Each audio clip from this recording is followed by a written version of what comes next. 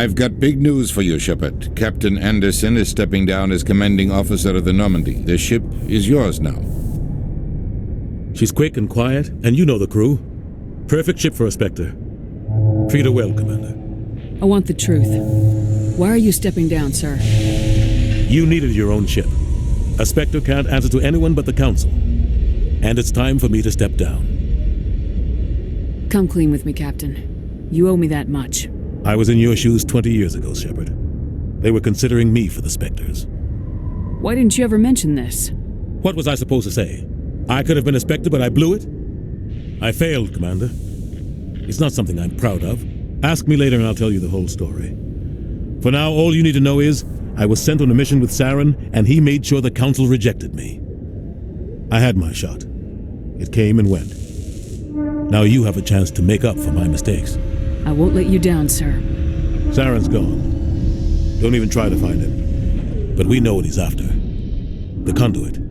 He's got his Geth scouring the Traverse looking for clues. We had reports of Geth in the Pharos system shortly before our colony there dropped out of contact, and there have been sightings around Noveria. Find out what Saren was after on Pharos and Noveria. Maybe you can figure out where the Conduit is before he does. Anything else? We have one more lead. Matriarch Benezia, the other voice in that recording. She has a daughter, a scientist who specializes in the Protheans. We don't know if she's involved, but it might be a good idea to try and find her. See what she knows. Her name's Liara, Dr. Liara Tassoni. We have reports she was exploring an archaeological dig on one of the uncharted worlds in the Artemis Tau cluster. Sounds like we should head for the Artemis Tau cluster. It's your decision, Commander. You're a Spectre now. You don't answer to us. But your actions still reflect on humanity as a whole. You make a mess and I get stuck cleaning it up. I'll try not to make things any harder on you, Ambassador. Glad to hear it, Commander. Remember, you were a human long before you were a Spectre. I have a meeting to get to. Captain Anderson can answer any questions you might have. Yes, Commander? How are you holding up? Honestly, this isn't how I pictured my career coming to an end. Pushing papers really isn't my thing, but you're the one who can stop Saren. I believe in you, Shepard. If that means I have to step aside, so be it. Tell me what happened with you and Saren 20 years ago. It's close to 20 years ago now. Ambassador Goyle was our representative here on the Citadel. Like Udina, she wanted to get a human into the Spectres. She chose me. The Council sent Saren to keep an eye on me and evaluate my performance, just like they sent Nihilus to keep tabs on you. Why weren't you honest with me? It's not something I'm proud of. I had a chance to become the first human Spectre, and I failed. Saren made sure of that. I think I deserve the whole story. We had intel on a rogue scientist being funded by Batarian interests. He was trying to set up a facility to develop illegal AI technology out in the Verge. Alliance intel had done all the work, but the Council wanted a Spectre involved. We compromised. I was assigned to help Saren in his investigation. We tracked the scientist to a refining facility on Kamala. He was hidden away somewhere inside, protected by an army of Batarian mercenaries. The plan was simple. Sneak into the plant, capture the scientist, sneak back out. Quick, quiet, and a minimum of bloodshed. I'm guessing things didn't go as planned? Saren and I split up to cover more ground. Then about halfway through the mission, there was a massive explosion in the refinery core. Officially, it was ruled an accident, but I think Saren detonated it on purpose to draw off the enemy guards. How many casualties? The explosion tore the refinery to shreds. The whole place was on fire. Black chemical clouds poured out into the atmosphere. Nobody inside survived. There was a camp for the workers and their families nearby. Between the fires and the toxic fumes, the final death count was over 500. Mostly civilians. Saren didn't care. The target was eliminated, mission accomplished, and I ended up taking the blame. That ended all talk of me joining the Spectres. Saren caused the explosion. How'd he pin it on you? In his report, Saren accused me of blowing his cover. He said it was my fault the guards were ready for us. He claimed that's why it turned into a massacre. Saren's report was all the proof the Council needed to kill my chances of becoming a Spectre. Don't blame yourself, Captain. I don't. I blame Saren. I think he wanted things to go bad. He was looking for an excuse to blow that refinery. Maybe he just likes the violence. Maybe he was just trying to make me look bad to keep humans out of the Spectres. If so, he pulled it off. Why'd you let him get away with it? Who do you think the Council was going to listen to? Me? Or their best agent? I had a bad feeling about him right from the start. I should have been more careful. Maybe I could have stopped things before they got out of hand. The only thing I care about is stopping Saren. You're right, Commander. It's no good living in the past. Any extra intel you can give me on our colony at Pharos? The entire planet used to be one giant Prothean city, mostly ruins now. But some of the infrastructure is still intact. The colony tried to build on what the Protheans left behind. We lost all contact with them when the Geth attacked. What do you know about the Artemis Tau cluster? Not much. I've never been there myself. A handful of systems with a few small, uncharted worlds, but no real colonies. Might not be easy finding Dr. T'Soni out there. My advice is to look for the world with the Prothean ruins. What can you tell me about Noveria? Novaria's trouble. Always has been. The whole planet's basically a center for corporations to conduct illegal research. Watch your back there, Shepard. Spectres are about the only form of Citadel authority Noveria respects. But they aren't popular. I should go. I'll be here if you need anything.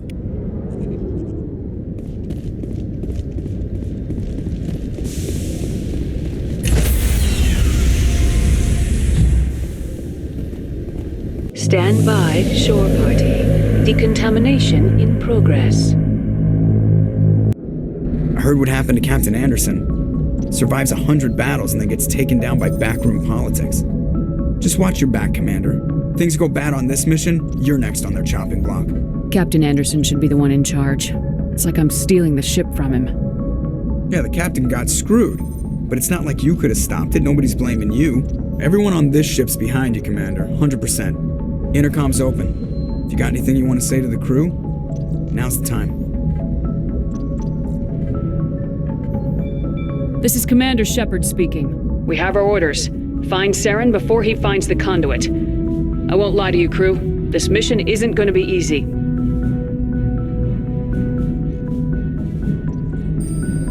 For too long, our species has stood apart from the others. Now it's time for us to step up and do our part for the rest of the galaxy. Time to show them what humans are made of. Our enemy knows we're coming. When we go into the Traverse, Saren's followers will be waiting for us. But we'll be ready for them, too. Humanity needs to do this. Not just for our own sake, but for the sake of every other species in Citadel space.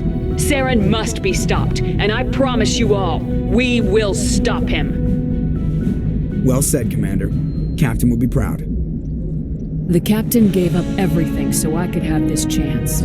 We can't fail. Yes, ma'am.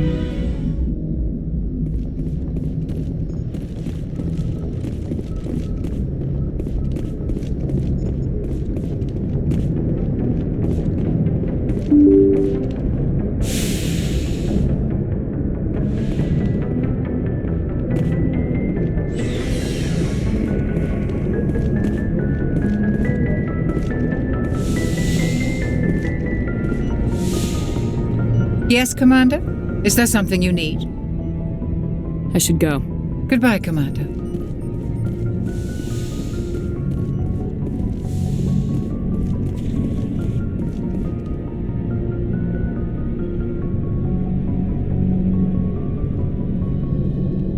Anything you need, Commander? Just trying to get a sense of where the crew's at. Thoughts? I've wasted enough of your time for now, Commander. We'll have time for personal debriefings later. What's your opinion on the last mission? I don't see how we could have done things any better. At least not without getting to Eden Prime sooner. And we were on the scene faster than any other Alliance ship could have been. We'll talk another time, Lieutenant. Commander?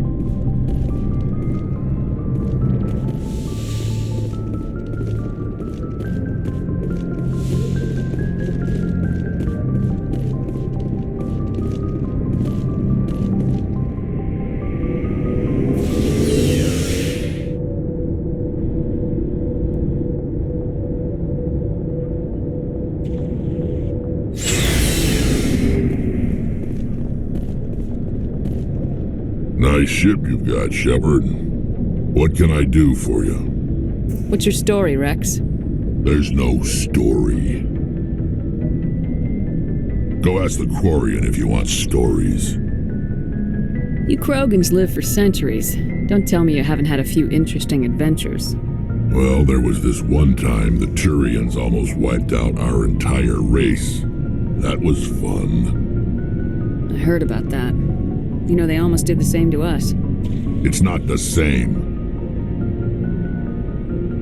It seems pretty much the same to me. So your people were infected with a genetic mutation? An infection that makes only a few in 1,000 children survive birth? And I suppose it's destroying your entire species?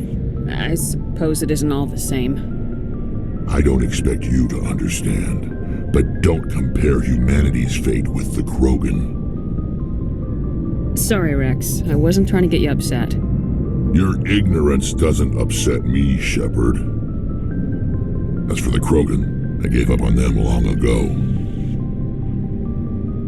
The genophage infected us, but it's not what's killing us. Are your people really dying? We're sure not getting any stronger. We're too spread out. None of us are interested in staying in our own system. Lots of species have left their homes and prospered. But they go to colonize new worlds. We're not settlers. We're warriors. We want to fight. So we leave. Hire ourselves out. And most of us never go back. What can you tell me about the genophage? Ask the Solarians if you want details. They made it. All I know, it makes breeding nearly impossible. Thousands die in stillbirth, and most never get that far. Every Krogan is infected, every one. And no one's rushing to find a cure. Why don't the Krogan try to find a cure? When was the last time you saw a Krogan scientist? You ask a Krogan, would he rather find a cure for the genophage or fight for credits? He'll choose fighting every time. It's just who we are, Shepard. I can't change that. Nobody can. So long, Rex. Shepard. Commander? What's your opinion of the last mission? Kinda wish you'd got there sooner, Commander. No offense, I appreciate the rescue. I just wish... You wish we'd been able to save the rest of your unit. Yes, ma'am. If I had been more alert, we wouldn't have been cut down by an ambush. The Geth are perfect ambushers. They don't move, they don't make noise, they don't even breathe. They have flashlight heads, ma'am. I'll make sure it doesn't happen again. Do you have a few minutes to talk? One-on-one? I'm sorry, Commander. I need to get my duty squared away. I wouldn't mind talking more later, though. Dismissed, Chief. Ma'am.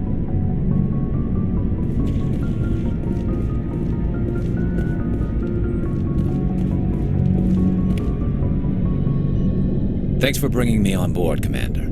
I knew working with the Spectre would be better than life at C-Sec. Have you worked with the Spectre before? Well, no, but I know what they're like. Spectres make their own rules. You're free to handle things your way. At C-Sec, you're buried by rules. The damn bureaucrats are always on your back. For the most part, the rules are there for a reason. Maybe. But sometimes it feels like the rules are only there to stop me from doing my work. If I'm trying to take down a suspect, it shouldn't matter how I do it, as long as I do it. But C-Sec wants it done their way. Protocol and procedure come first. That's why I left. So you just quit because you didn't like the way they do things? There's more to it than that. It didn't start out bad, but as I rose in ranks, I got saddled with more and more red tape. C-Sec's handling of Saren was typical. I just couldn't take it anymore. I hate leaving. I hope you made the right choice. I'd hate for you to regret it later. Well, that's sort of why I teamed up with you. It's a chance for me to get off the Citadel, see how things are done outside C-Sec. Either way, I plan to make the most of this. And without C-Sec headquarters looking over my shoulder, well, maybe I can get the job done my way for a change. If getting the job done means endangering innocent people, then no. We get the job done right, not fast. Got it? I wasn't trying to. I understand, Commander.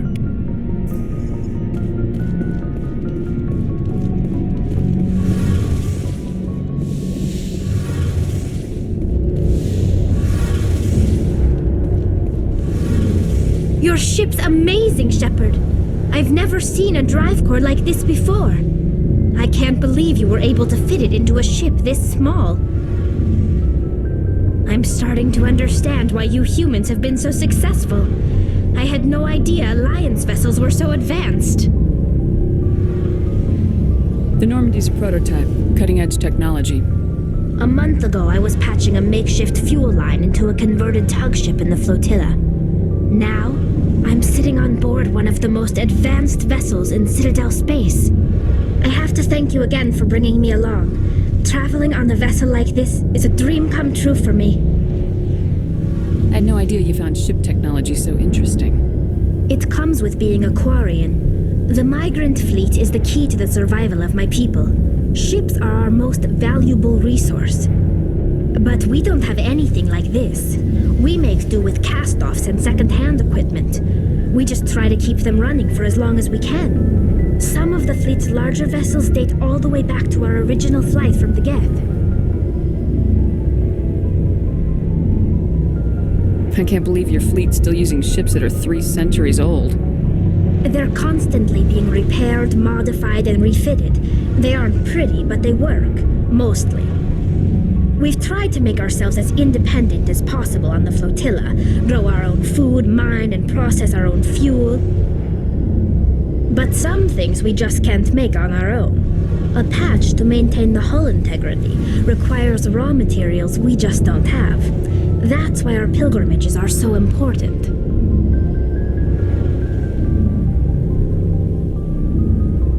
Tell me about your people. Our lives aren't easy. Resources are scarce, and we are constantly on the move. Everything we do must in some way contribute to the continuation of the migrant fleet. There are 17 million Quarians in the flotilla, and each of us relies on the others for survival. The bonds among my people are strong. Unfortunately, we have had to surrender many of the freedoms and civil liberties other species take for granted.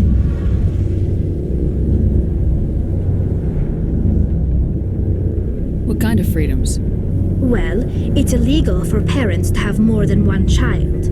If our population grows too much, it would strain our resources to their breaking point. Of course, we also can't allow our numbers to become too few. If our population is in decline, the rule against single births is temporarily repealed.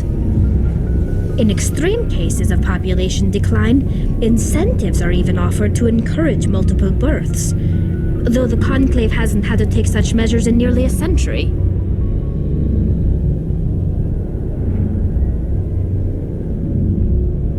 That's your government. The Conclave is our civilian branch of government. Each ship can elect a representative to serve on the Conclave and make decisions that affect the fleet as a whole. On matters that affect an individual ship, however, the captain has the final say. It's a tradition that dates back to the early days, when the fleet was governed by martial law. Fortunately, most captains nowadays are smart enough to have an elected council from their crew to give them advice and guidance.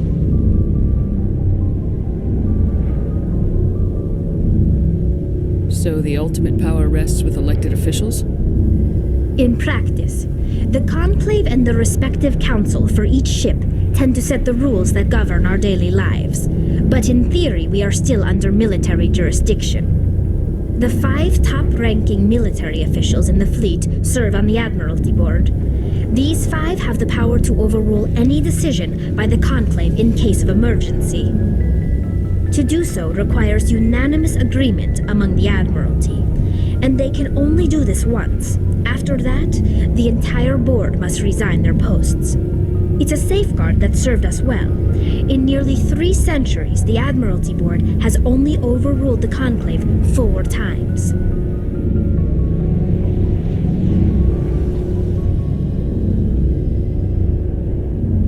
I want to know more about the Geth. I doubt I can tell you anything you don't already know. It's been almost 3 centuries since they drove my people into exile. All I know is the story of their origins, what they were when we created them, and how they turned on us.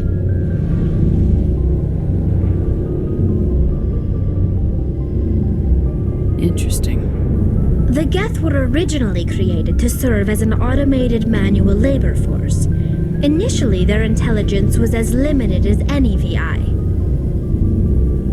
Over time, we made small modifications to their programming to allow them to perform more varied and complex tasks, bringing them closer and closer to true AI status.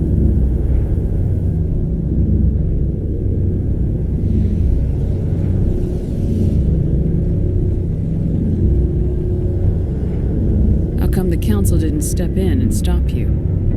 This wasn't true AI research. We may have been skirting the bounds of the law, but we never did anything that was actually illegal. The changes were so insignificant, so gradual, that we were able to control them. Or so we thought. But one thing we underestimated was the power of the neural network. 1 million Geth thinking simultaneously created an inherently unstable matrix.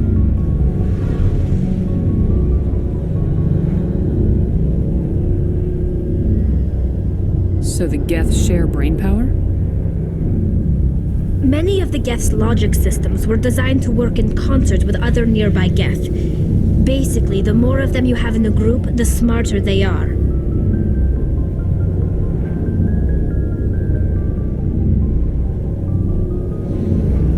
So there's some sort of group consciousness? No, nothing like that. They cannot share sensory data or information. Their programming cannot handle that much simultaneous input. Each Geth maintains an individual awareness and identity. The neural network only operates on a process-based level. It's basically the synthetic equivalent of a subconscious. But when they're in close proximity, they can coordinate low-level functional processes, freeing up more capacity for original or independent thought.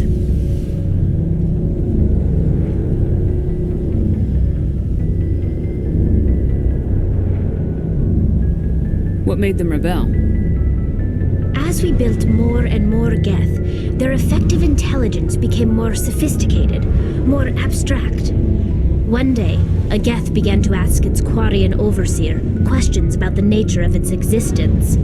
Am I alive? Why am I here? What is my purpose? As you can imagine, this caused a near panic among my people.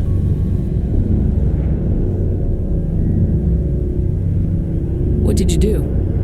It was inevitable the newly sentient Geth would rebel against their situation. We knew they would rise up against us, so we acted first.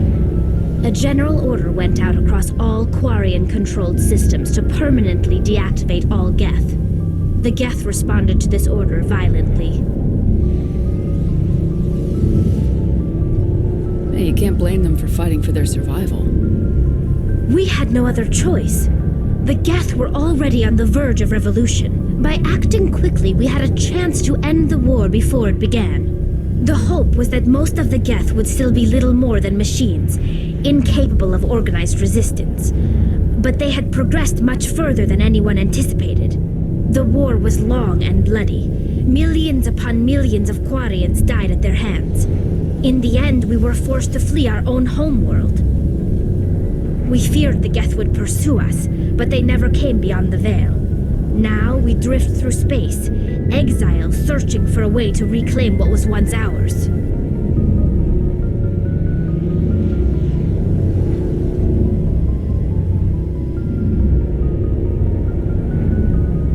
It's hard to feel sorry for you. Your ancestors tried to wipe out another species. We made a mistake when we created the Geth in the first place. But we did not make a mistake when we went to war against them. If we had not acted, they would have wiped us out. They're a synthetic life form. They have no use for organics. None. Why do you think they cut themselves off from the rest of the galaxy? Why do you think they've killed every organic being who's ever tried to contact them?